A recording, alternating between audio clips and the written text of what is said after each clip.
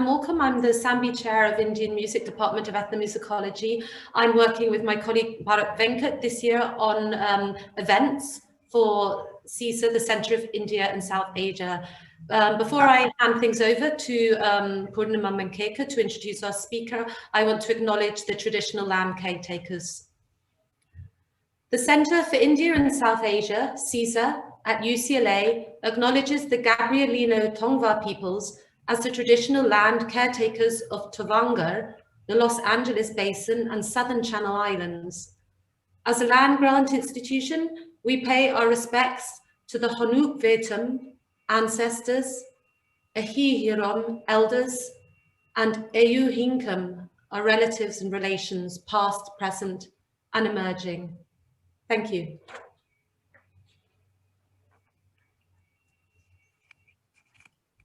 It is my pleasure to introduce Professor Dolly Kikon, who is a senior lecturer in the Department of Anthropology and Development Studies at the University of Melbourne. My name is Purnima Mankekar, and I'm on the faculty in the Departments of Anthropology, Asian American Studies, and Film, Television, and Digital Media. Professor Dolly Kikon received her PhD in anthropology from Stanford University and was a postdoctoral fellow at the Department of Social Anthropology at the University of Stockholm. Professor Kikon's area of expertise is feminist anthropology, migration studies, and the anthropology of food. Prior to coming to academia as an anthropologist, Professor Kikon was trained as a human rights lawyer. I mention this deliberately because she's one of the very few anthropologists who has sustained her commitment to activist politics at the same time that she has continued to publish at a rate that is nothing less than prodigious. Professor Kikon's work continues to be broad in scope and powerful in its analytical and political impact. From engaging the relationship between the fermentation of food, dispossession, and the politics of gender and sustainability, to studying domestic violence, to engaging the violence of an occupying state with an unflinching gaze, Professor Kikon's scholarship is rigorous, engaged, and suffused with exceptional integrity. Professor Kikon continues to be involved with activist groups in Nagaland and indeed other parts of Northeast India. With this, I take great pleasure in welcoming Professor Kikon, my fearless feminist friend and colleague Dolly, to CISA and to UCLA. Thank you very much. So shall I start my talk now? Jamaica.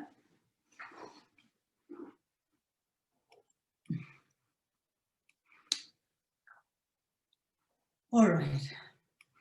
Hello, everyone. I'm zooming in from Australia. It is past 10 a.m. and this is truly a global world right now, I think. Different time zones, and very happy to be here. So I would like to start my talk by thanking the UCLA Center for India and South Asia and the Department of Anthropology for the invitation.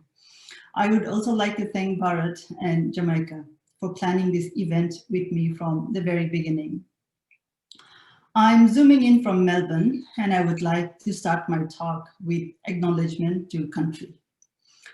I acknowledge that I'm on the lands of the Wurundjeri people who have been custodians of this land for thousands of years, and acknowledge and pay my respects to elders past and present.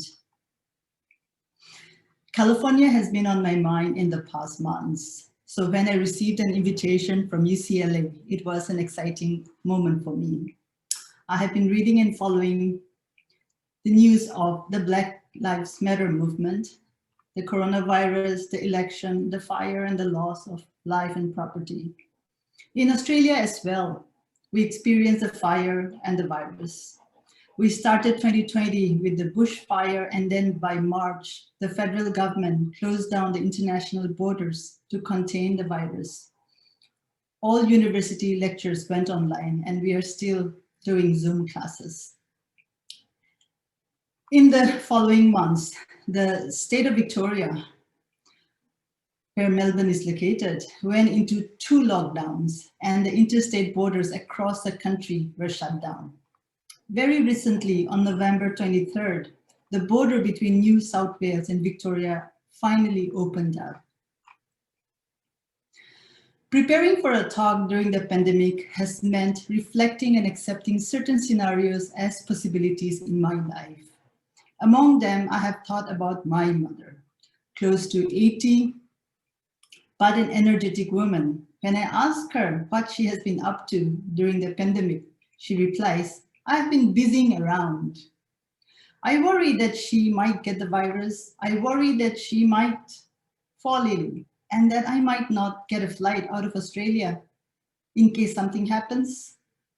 As an anthropologist, around the same time that such thoughts come to me, I have increasingly witnessed many conversations about decolonization and the role of the discipline like anthropology in reproducing an exclusionary form of intellectual and knowledge pedagogy, in maintaining a status quo that is silent on the violence around us and keeping out a grounded conversation about decolonization. I have not been officially part of any of these conversations. My intellectual, academic, and administrative commitments at the moment are in Australia and India, but I have been following wonderful debates and conversations from around the world. So this talk is about what I'm feeling in my heart these days. That's my mother, anthropology, where my life is so intertwined with decolonization, a life I hope that I'm living, and practice grounded in activism and advocacy work. Let me confess, I have neither written nor presented anything that had the word decolonization as a title. Instead, I devoted a lot of my adult life to human rights work in India, writing about militarization, sexual violence, armed conflict, and resource extraction. Protesting in rallies and conducting fact-finding trips, I learned about the contemporary political history of the country, India, the transfer of power, accounts of partition in the Indian subcontinent, and the wars that ravaged lives. Growing up in Nagaland, a hill state in northeast India, located at the tri-junction of Myanmar, China, and Bangladesh, we grew up with stories about the Indo-China War of 1962 and the Bangladesh Liberation War of 1971. Can I have the image of the map? There should be a map somewhere in Jamaica in my PowerPoint. Thanks.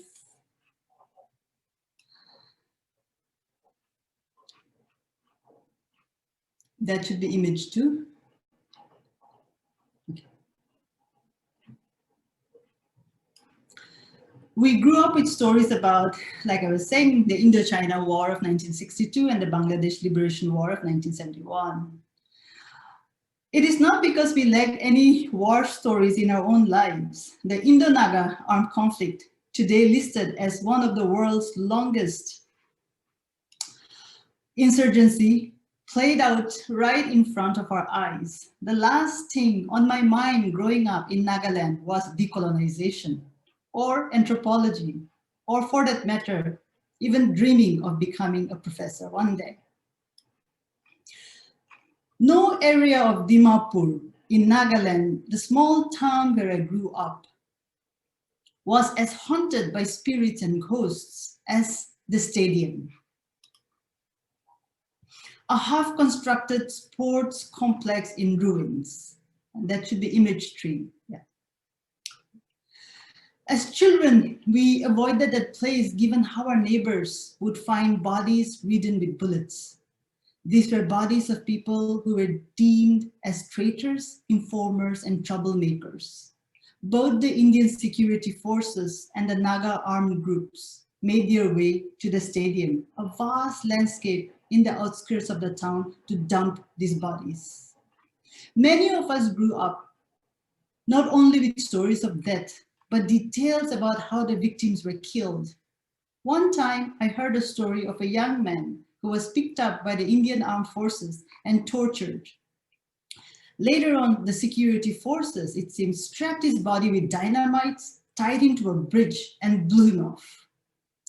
Then there was this time when my young cousin, who had joined one of the armed groups, was killed. I was in university, and I heard that she was shot dead by a rival armed group near a police point in Wokha town in Nagaland.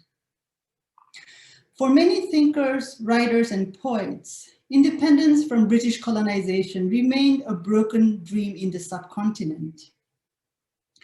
As an undergrad student in Delhi during the 1990s, I heard my activist friends recite the Urdu poet Faiz Ahmad Faiz's poem Subah-e Azadi, Dawn of Independence, which went like this, and this is some lines from the last stanza.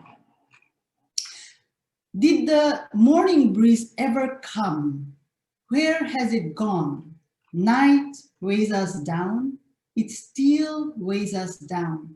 Friends, come away from this false light. Come away. Come, we must search for that promised dawn. Somehow these lines were both familiar and alienating. Familiar because our elders told us how some of the brightest thinkers and students from the Naga Hills joined the Naga national movement. They believed in calling out this false light, that the transfer of power did not end colonization. As thinkers, writers, and teachers today, we too search for the promised dawn, that decolonizing light, because the night and the darkness continues to weigh us down. It is this weight I felt, the remnants of colonization, like a poison that spreads across the villages, the mountains, seeping into our bodies, minds, and our soul. These deaths, conflict, and violence were not related to anything about decolonization in my conversations in India, not even remotely.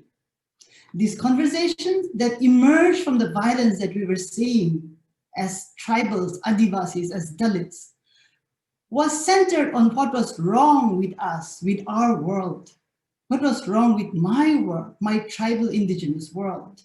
Next, it was about how we did not get it, that, for instance, tribal communities in India were beneficiaries of affirmative actions like the Scheduled Tribe Reservation.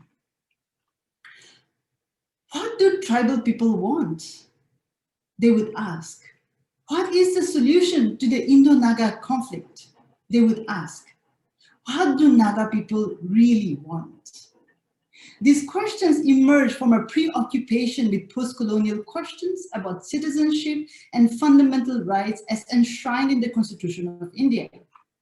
Rohit Dey's work, The People's Constitution, highlights the ethical models of citizenship and the roles of citizens in shaping rights and practice.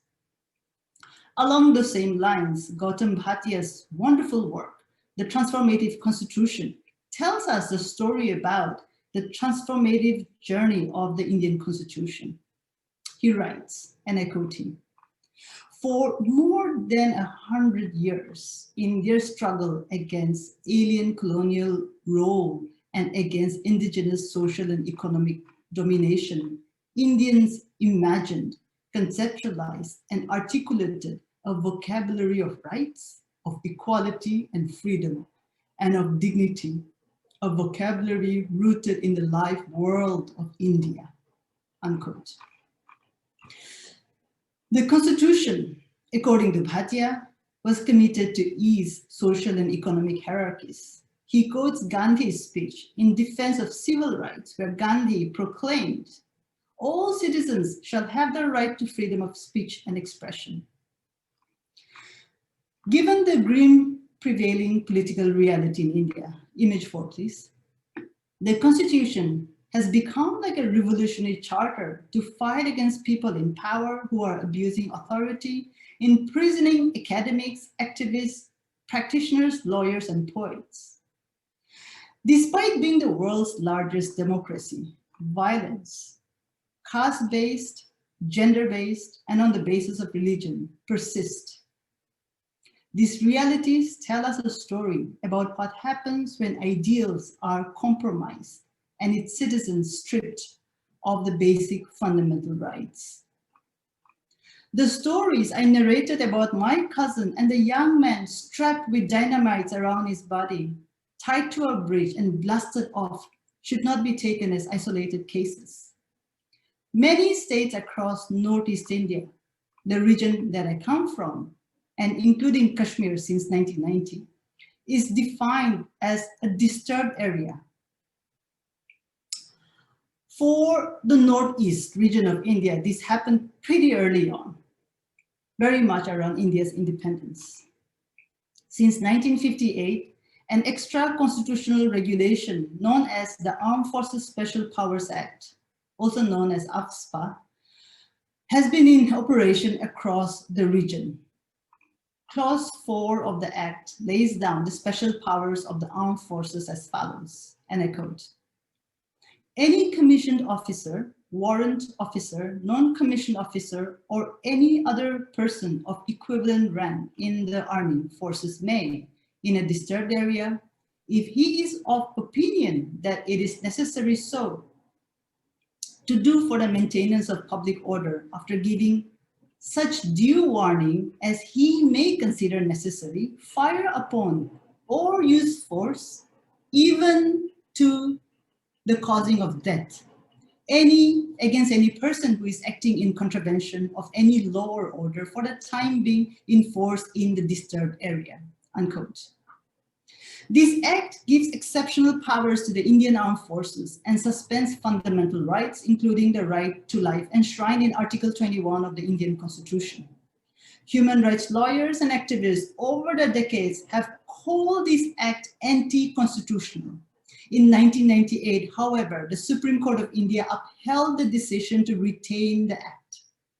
Over the years, as more extrajudicial killings have taken place in these disturbed areas across the country, the Supreme Court have interpreted this act and noted that the deployment would be for, quote unquote, a temporary period of time. A temporary period of time. What this means is that the act is only extended every year.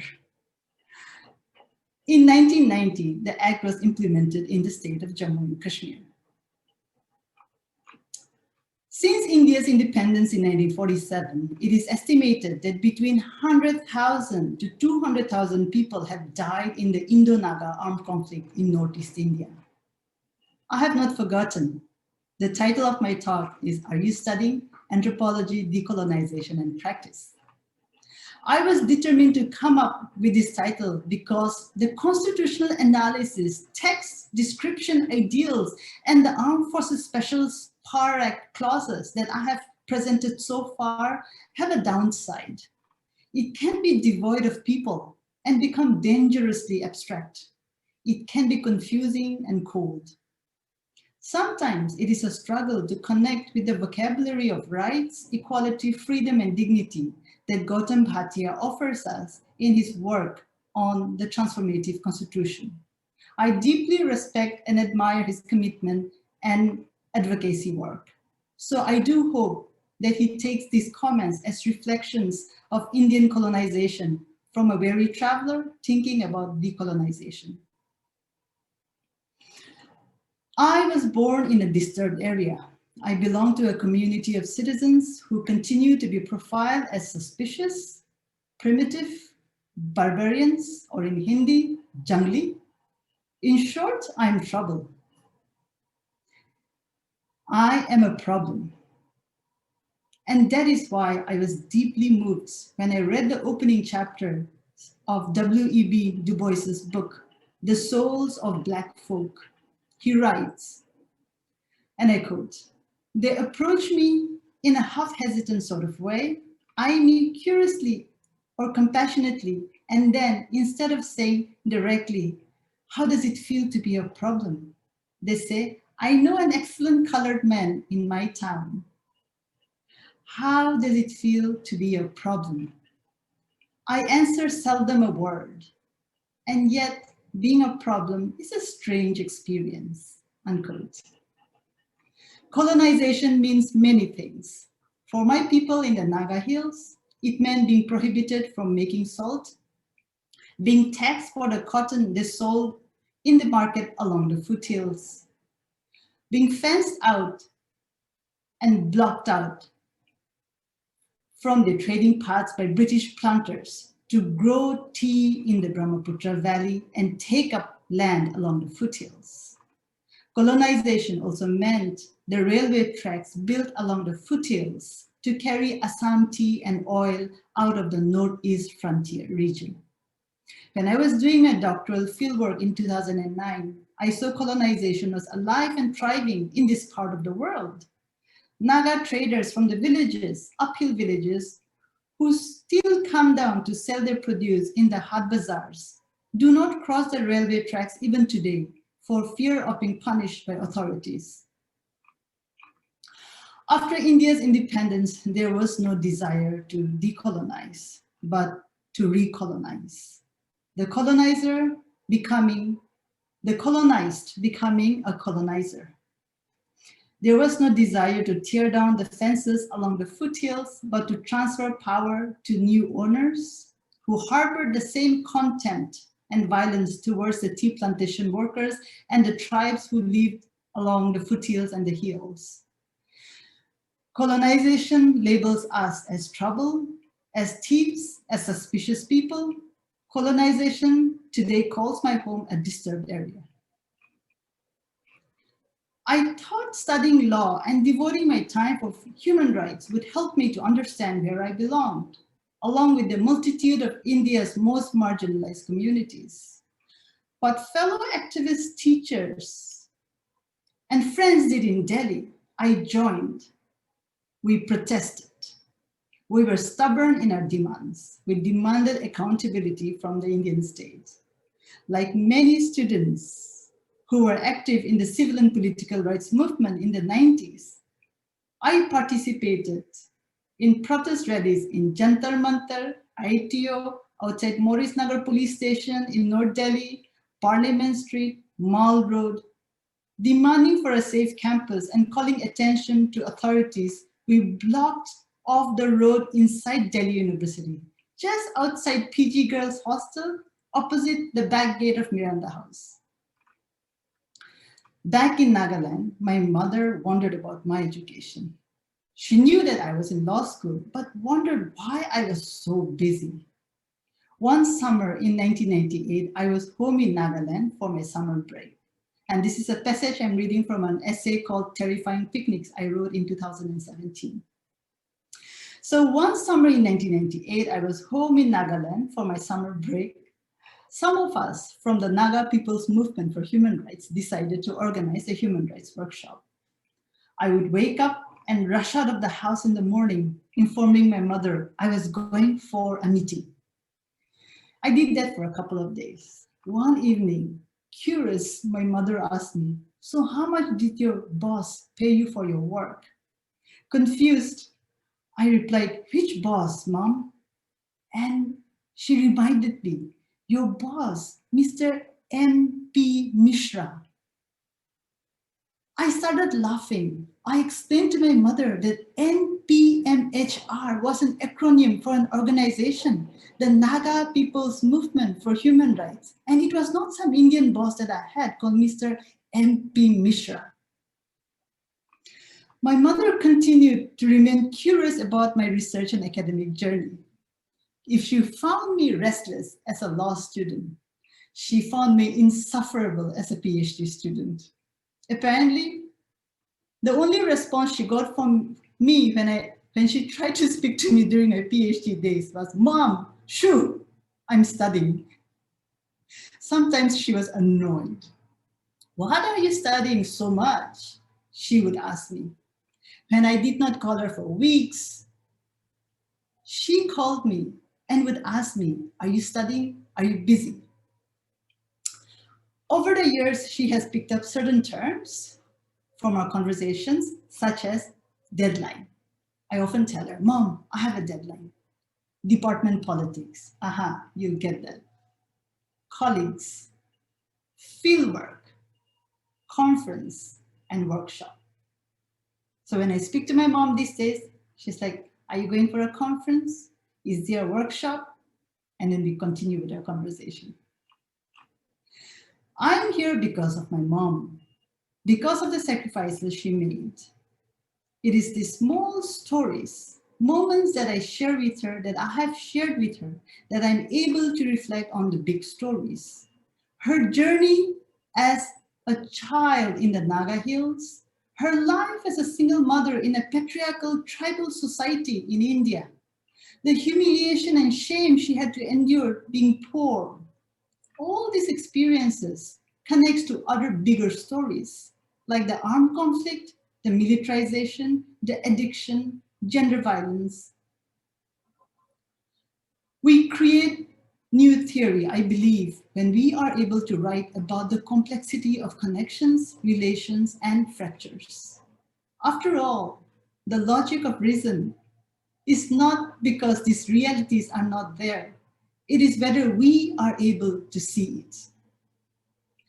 Recently, I was talking with the oil spill in Bagjan in Assam. Around my field site, I have been working with activists. I have been talking to young people about what's happening. And recently, I was talking to one of the activists who is a musician. His name is Joy Barwa. And we were talking about the oil situation. And he said, you know, Dolly, I got so angry when I landed in Guwahati airport and I saw the oil pictures everywhere, right? Oil India, ONGC images. And I smiled and I said, Joy, I saw them in 2009 when I was doing field work on resource extraction. And he said, yeah, but I'm seeing it now. And so in a way we began to connect. Before 2009, the posters were there across and I did not see it either. Right? It is like this Christmas song. Do you see what I see? For decades, the violence in Northeast India, Kashmir, and the Adivasi homes across Orissa and Chhattisgarh were often relegated as marginal stories.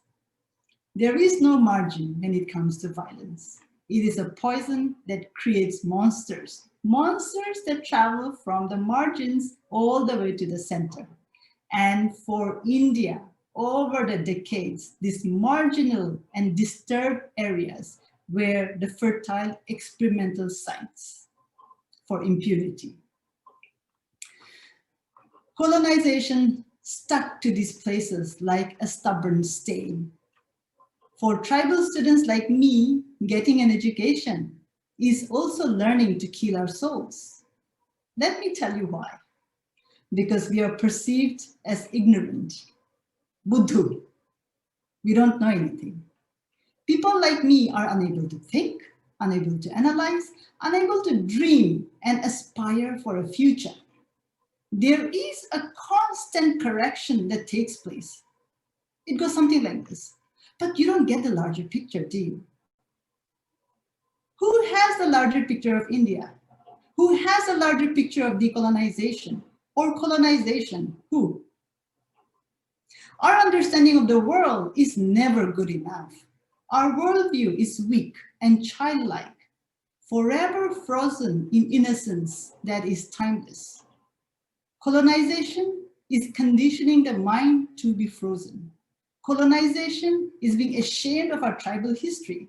Colonization is abandoning and rejecting our spirit world and relations that are tied to land, other beings, and the forest. You see, before it became fashionable in anthropology to talk about humans and non-human relations and interspecies, let me tell you, these kind of accounts were called primitive, irrational, practices that were grounded on ignorance. What does colonization mean to you? Ask this question and one will get different answers. Our training in the academy has taught us to be argumentative and to hold ourselves and our colleagues and students accountable. For some of us, we aim to decolonize the curriculum, cite indigenous folks, people of color, trans, queer, and be mindful of the diversity out there. This is justice for some, And for others, it is a way of training our students to read, discuss, think, and write about decolonization. I tried asking this question to myself. What is decolonization and how do I practice it? The other week I was speaking to some friends about menopause and women's bodies. There are different stages, we all know, but one of my friends described it as a feeling that completely overwhelms her. Her emotions are rage, sorrow, irritation. Her mind out of control, as though her body, drunk on hormones for decades, have begun to have a withdrawal syndrome. Estrogen, progesterone, and testosterone all saying, hey baby, the party's over. And then she said, Dolly, I don't care. I don't care what people think. And this makes me feel great. Good things are going to happen. I feel it. Thinking about decolonization does that to me. A surge in my body, in my soul. How about you? What does it do to you? For me, it breaks me free from the shackles of a conditioned world. Her I, as a tribal woman from India, said, yes, yes, yes, nodded my head. Yes to upper caste scholarship. Yes to the abstract theory addicted entitled brown intellectual. And yes to the white anthropologist who told me that I was vague and unclear, that my writing did not make sense to him at all, that I had no argument. Yes, yes, yes, I was dumb. And when I began to sound smart, I was shut down. I needed to dumb it down. Did you ever feel in your life for once that a person, just on the basis of being white, upper caste, privileged, got away with bullshit, a lot of bullshit? As a tribal woman from India, I'm tired of hearing that tribal people are shy. There is a difference between silence and being shy. And I feel that I'm having a conversation right now with Zoe Todd's essay on Fish, Keen, and Hook, where she talks about indigenous law and the world sometimes being silent, right? Not really adapting to a Western pedagogy of constant explanation. Maybe, I think, when you think about tribal people, my people, Naga people, as shy next time, look around, draw on your wisdom. Maybe they just want you, maybe they just don't want you around. Maybe they're just polite to tell you to get lost. How about we stop bothering them with questionnaires and surveys for once? This is where the trouble begins. The trouble that W.E.B. Du Bois felt, the trouble that the colonized feels, the trouble that tribals feel. The moment of decolonization is not text and writing, it is language. Thinking about decolonization is connected with a fundamental foundation of anthropology, about theories from the field, about ethnography. This means recognizing the role of language in articulating our lived reality, in interpreting the belly of colonization and the importance of adopting decolonization. When I was a child, my mother said that money does not fall from the sky or money does not grow on trees. In conversation with my mother, I would also like to add language and articulation does not fall from the sky. Bell Hooks writes, without a way to name our pain, we are also without the words to articulate our pleasure. Here, decolonization, following Hooks, means breaking with the hegemonic modes of seeing, thinking, and being that blocks our capacity to see ourselves oppositionally, to imagine, describe, and invent ourselves in ways that are liberatory. And this is where anthropology failed for me. Writing culture and the reflexive turn are considered as important moments within the discipline. However, the discipline also assumes that everyone can write in a particular way as soon as they enter anthropology departments. Everyone can speak in a way in a 3-hour seminar. Right? There's an assumption, and it's grounded perhaps in people who come from privileged families, in people, unlike myself, first generation tribal coming from India, unable to understand most of the time, right? My insecurities, my feeling, baggage of not being good enough, in a sense, sitting in a classroom. So many things of pedagogical violence. However, the assumption that everyone can write in a particular way is an old story. I quote, "She has neither the temperament nor the training to present this material in an orderly manner." Ruth Benedict dismissed Zora Neale Hurston's work in the 1930s. In the same decade, Franz Boas felt that Hurston's work, her book, Mules and Men, was, and I quote him, "unscientific matter that must be there for the sake of the average reader." And he goes on to say that he will never recommend a work like this for any kind of scientific reading. And I'm taking this work from Anand Pandya's important book, A Possible Anthropology. Over the years, I wanted my work and engagement to connect with practices and permit myself to feel the grief, feel the rage, the healing, the hope, and dwell in action. If the term post-colonial is not an ideal place to start conversations about decolonization in India, what is a good place? Where is a good place? For me, it is the urgency to consider decolonization as a collective work, as soul work, to understand, heal, and create relationships. To see it as a process that will outlive us, to not be intimidated by terms such as ontological, epistemological. How can we talk about ontologies and epistemologies if we erase the entangled intellectual histories of colonization and hierarchies, of validating one form of being over others, of weaponizing one form of knowledge to oppress others? Searching for a decolonizing journey means, for me, dwelling in politics, responsibilities, and a way of writing philosophy. I call it philosophy, a living ecosystem of knowledge, life, reality, practice together that is rescued from the classroom and the discipline and connected to land, movement, spirit, and meaning. For Naga people, it means taking part in healing ourselves. We are broken, we are wounded, and reconciliation.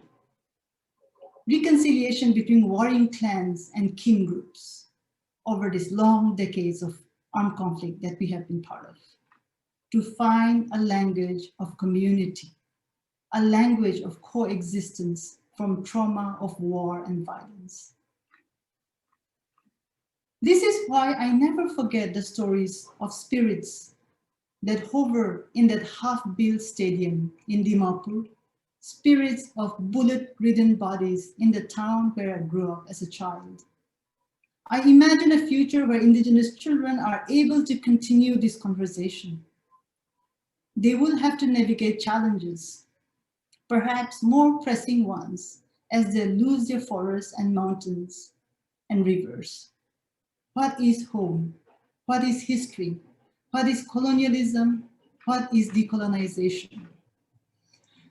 During the pandemic this year, I wondered if children back home were studying and connecting with their world. Given the long decades of armed conflict and militarization, gender violence is rampant in Naga society. Cases of domestic violence, sexual abuse, and mental health escalated in Nagaland. Many children from violent homes dropped out of school. It was challenging to Zoom in for online classes without smartphones and computers. Yet they found a way to put down their experiences. Across rehabilitation homes and safe houses in Nagaland, where they were put up, children and women of domestic and sexual violence, The children who were there in those homes became authors of a lived reality unfolding in front of them. That's image 7 from our PowerPoint. As a gesture of solidarity and keeping the spirit of fighting against gender-based violence, I wanted to present a collaborative exhibition as the conclusion of my talk today.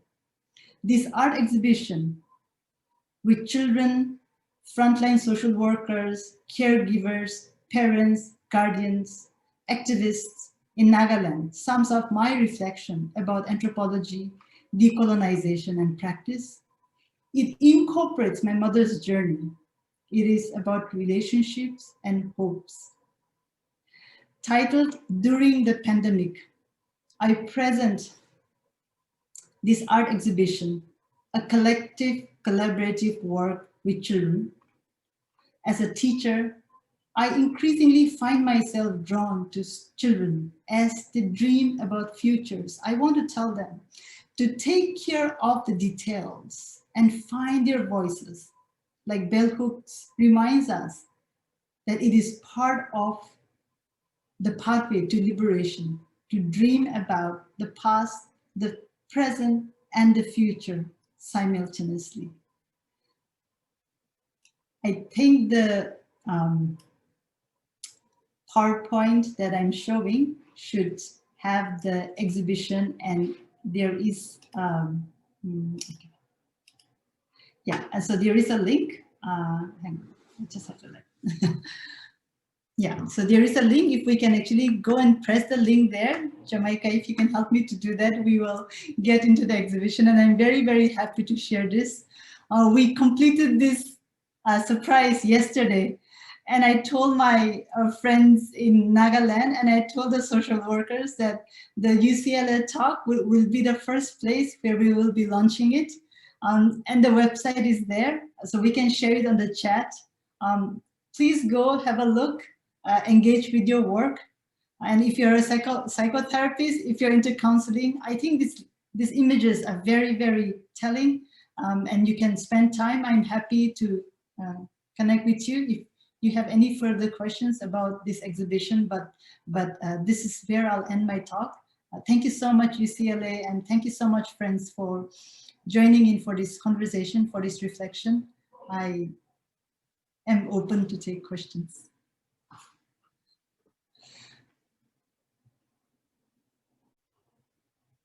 So if there are any questions, perhaps the panelists and all would want, okay. Hi, Sultan. Hi, Suchitra. Oh my gosh, these are all friends coming in. What is this? Before all that, I want to say hi to Shweta's mom. Shweta texted me that her mom's zooming in, and this is her first academic conversation talk. She was a little anxious. I hope you had a good reflective moment. Hi, Shweta's mom. And my mom's also zooming in. So hi, mom. I think it's important that we should bring our families, mothers and all, to connect with what we are doing. And as a feminist, I feel that it's so important that, you know, they are part of the conversation. Dolly, thank you so much for this very beautiful and moving talk. And I have so many thoughts about this, but we have a list of questions. And if you don't mind, I can start asking you, and I can kind of moderate those questions. So please, if you have a question, please add it to the Q&A box, I believe. The first question, thank you so much, dear Dolly. Could you please say more about the assumptions about speaking like an anthropologist and how you have cultivated your own voice?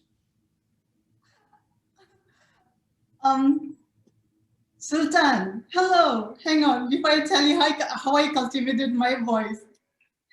So Sultan did her PhD from UC Berkeley, and we wrote our thesis together sitting at Kroeber Hall. And I think your question is very important. How did I cultivate a voice? It's because of friends like you all. And Bharat, you have been with me, I think, since 2006. So we go 14 years together, and not a single time have we missed the chance when we connected to tell each other how much we value one another. And not a single time have we hesitated to tell one another how we love how we love one another. And I think the voice that I have, Sultan, from the question that you're asking me, and Bharat, that you are posing that question to me, it's about giving me a safe space. And that is so important. From these years of saying that I was just not making sense, you were there with me, Bharat. And I think friends like Sultan were there with me to say, you know, speak. It's fine, speak. Bharat, in 2006, you were I think an undergrad honors student at Stanford, and we had a conversation about Sanskriti. We had a conversation about Sanskriti. You were very involved with that organization, and you invited me, and I said no. I said no, I won't come. And you told me there, sitting at the lounge in the Department of Anthropology, you said, don't forget, you're also an Indian. And I think I barked back at you, and I was so mad at you. But that did not stop our friendship. That did not stop our love. I think we embarked on a journey about understanding why I could not connect with Sanskriti or with Holi. Right? I have no anger or resentment against these kind of festivals, but it's connected then today to a conversation that I had with Rohini in Manchester, who is from Sikkim, who told me that, Dolly, I feel this peer pressure to sit through in a South Asia study group and talk about Bollywood. I said, don't do it, don't waste your time. Unless we are able to find a community where we are discovering our voices and we have a standing, I think there's a lot of pressure, peer pressure, and I think we need to get away from there. And so thank you for the friendship, Sultan and Bharat, and both of you are living examples that I am where I am because of you guys. Thanks, Dolly. We have a few other questions. I'm just going to keep asking with the time that we have. So how would you characterize your relationship with language now? Hey, Suchitra, your work with policy is so important. How would I characterize? I would characterize my language, my relationship with language with this example. Recently, I was having a conversation with an activist friend who's a singer and who's embarked on a project in Assam to encourage school children to actually contribute original lyrics, songs or poems about the environment, about environmental movements in Assam in the Northeast. And I kind of provoked him and I said, hang on, what is the Assamese word for environment? And he said, Hetterika, moi yat mar khalu. He was hesitant. He almost had a moment of embarrassment because he thought that talking to a PhD and he being a musician, I was pushing him into a corner to prove that he was ignorant. I was doing the opposite. And I said, listen, you are a musician and you have this world that's open. If you have to connect school children from Assamese medium who speak Boro, maybe from Boroland, who speak Mishing from Majuli, right? Who speak Karbi from Dipu, don't use the English word environment. Let them use that word in their own language. In Assamese, you know, for the fields, there's a beautiful word called pothar.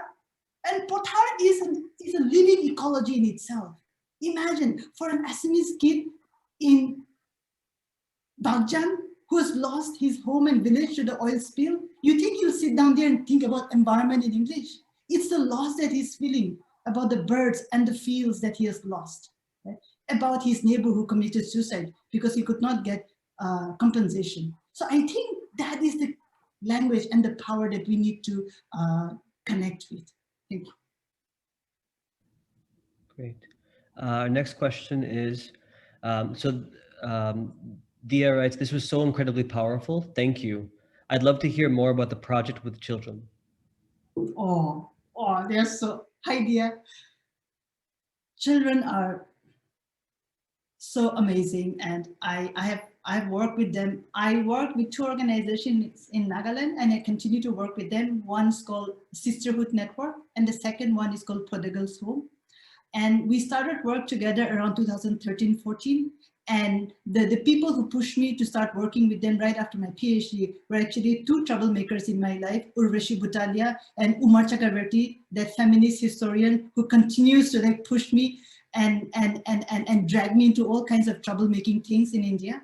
So they were the ones who pushed me into this big project called Impunity and Sexual Violence in South Asia. We brought out 5 volumes. So it's like Zuban Press on sexual violence, impunity. And I started working with 2 grassroots movements. I've continued to work with them. The first collaborative work that we did was bring out a small monograph called Life in Dignity, which is used as a textbook by Naga social workers and seminarians in Nagaland to look at sexual violence in the society. And one of the important themes was actually children from violent homes. And so for me as an anthropologist who works in a foreign land, you know, I get a salary. I was like, what? I mean, to be paid in foreign currency, you know, coming from India is a big deal. And so I have been very, very happy with my projects in a way to support them. So even though I'm outside India, whenever I go to India, I connect with them and the children. My work with children, it's not direct, it's through the social workers and the caregivers in the rehabilitation center. So it's written there in that kind of during the pandemic content. And I'm very happy to talk to you in detail about that. Thank you. Next question from Sherry Ortner. What do you think are the most important and necessary aspects of decolonizing anthropology? Humility. I think for, hi Sherry, oh my gosh, I just thought your work and I'm having a fan moment, but I know about your work in Bhutan as well. And I think that's very important what Akilan you're doing. That is, for me, I can only speak for myself, and what helped me was to actually look at humility as a very powerful, very powerful tool. Connect humility with joy, and how in projects, basically anthropological projects that I've done, if I find politics within that. And so when I think what are the most important and necessary aspects of decolonizing anthropology, it is to remember that is to remember mortality, and whatever we do, we will not perhaps reap the harvest, right? It's not like a PDF that at the end of the year, we will tick and we will say, I did this, and this is mine. This is my achievement. Decolonizing anthropology, decolonizing myself as a Naga, decolonizing for my own people who are very much still colonized, because when they go to the village, new trained anthropologists, they take measurement tapes and they think that by going and measuring the skull of their cousins and mothers, they are becoming perfect anthropologists. Because in India, of course, physical anthropology is very, very strongly intertwined with the social, cultural anthropology that's there. Decolonizing anthropology, Sherry, the most important and necessary is actually to start within communities for indigenous people like myself, and to see where is it that the conditioning exists. So this is, I think, a work of many, many lifetimes. But thank you for the important question. The next question is from Purnima. Purnima, if you want to ask yourself, you can, or? Sure, I can ask it. Thank you so much, Dolly. That was such a beautiful talk. So my question is, how do you convey your own journey to find a voice in the classroom? And what I mean by this is, how do you encourage your students to find their voice? So it's a question about pedagogy. Yeah, that's such a good question. Okay, I was like, okay, your question made me think about the tutorial. I taught Anthropology 101 this semester. I was a tutor. Last day, I asked students, so what did you think of the class? And they were like, well, it's fine, it's interesting. Some were like, I love it. I'm going to take anthropology as second year. Others are like, okay. I love this one student, Purnima, who said, it was so, but I don't think I'm ever going to do anthropology again. And I was like, oh, you see what I'm saying? I think we're very used to, as anthropologists, to see how students love it. And we are like, you know, it's like kind of like petting ourselves. And this student just, and you know, it's on Zoom, and it's also a strange time. You can actually look into the houses and you know what students are doing. They're sleeping on the bed. Some are like, just like, you know, playing music. And she said, Dolly, it was fine. But she had this very wise look. She said, I don't think I'm ever going to do anthropology again. It's not for me. And you know, out of 45 students, one student said that, and I was like, what? I said, tell me why. And she said, you know, I don't want to waste my life studying dead white people. And this is a 17-year-old kid telling me, right? And she said, I don't want to waste my life studying dead white people. And also, She said, where are the relevant examples from now? And of course, in Australia, as you might have heard, the Yukon Gorge, the Rio Tinto destroyed this indigenous heritage cave for thousands of years. And around October, November, they destroyed and they completely cut off all the indigenous spiritual trees, right, to build a highway from Victoria. And she was like, what are you all teaching? And of course, I was a tutor, but I think she, in her 17-year-old reflection, I think made us reflect, right? For the dominant anthropological classes that we are teaching, how we are teaching. And she said, no, this is not for me. I want to do something with my life. I want to learn relevant things. And I think it was telling us a lot of important things. The second thing, in a way of connecting with the classroom, is being generous with ideas and knowing that I myself, as first generation, struggled with form, struggled with structure, struggled with text. And the smart ones, Purnima, at Stanford, never told me what it was to read, how to read a text. They would all do the chalakbazi. They would read blurbs, they would read reviews, they would read a paragraph and then talk for half an hour. I did not even know how to read a proper text. And I'm not ashamed to say that. I should not hide, because in a sense, what it meant was that there were students and friends though who said, this is how you read a text, Dolly, this is how you do. As a teacher today, I want to recognize those students for the ideas. And there's something called writing centers. I am prolific, I'm telling you. This 2020, the number of commentaries I've written on India, I think it's about like 7 or 8. And it's then I realized, Purnima, the structures, styles are skills. Thinking, the process as mentors need a safe space. And this is something that I realized.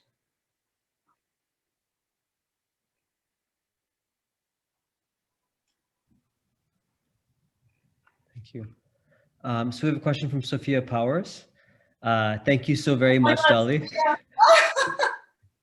I love your shift from language to visual art as a means of self-expression. Do you think that there are concerns over the need to decolonize the language of visual art as well? Or do you think it is inherently less fraught? Sophia, how are you?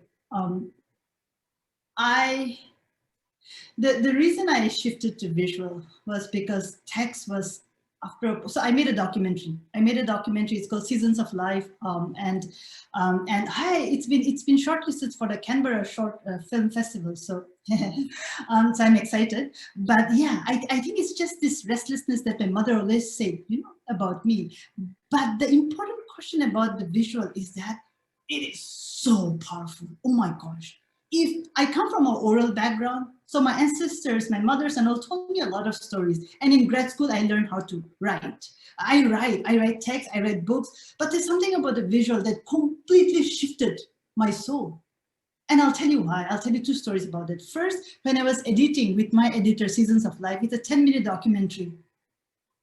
If it took me 1 page to describe an ethnographic moment, visual, I had to use 5 seconds. And I was like, what in the world is this? It's as though I was like traveling to a different galaxy altogether in my mind. The second point, Sophia, that I wanted to actually focus on visual, but was also really the decolonization, the decolonizing process extending to that. The Nagas, my people, are one of the most exoticized people in South Asia. My ancestors were headhunters. Until today, if you look at majority of the Naga images, they are so in a different time zone that I'm unable to relate to it. And I think that's the reason why, as an anthropologist, I shifted. I work on something very like modern or like quote unquote contemporary.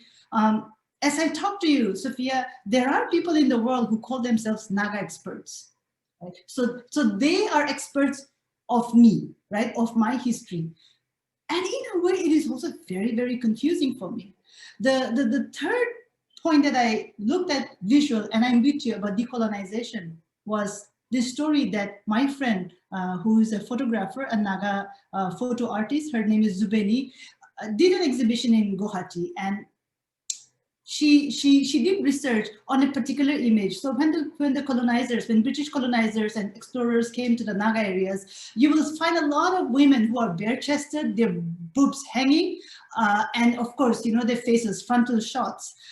As we go back to the village today, that we are able to speak and we are able to do research, quote unquote, we are uncovering stories where for a lot of our ancestors, female ancestors, the explorers were actually stripping them down, taking off their clothes, right? And their grandchildren say how their grandmothers were pissed, how they were so mad, right? That they were made to strip half naked and take those photos. What my friend Zubeni did was to actually go back to those villages and then use the colonial photos, but change the entire narrative, right? Change the text. Instead of using colonial narratives, she changed it. And I think that in itself, that exhibition in itself was very powerful for me. So I do feel that even in terms of visual, that there's a lot about decolonization that needs to happen. And I'm glad that, you know, people are doing it and people are thinking about it. Recently, there's a website in India called Incredible India. Do you all know the tourism site? They have something called Incredible Nagaland, and they started posting naked pictures of my ancestors, and I started fighting with them.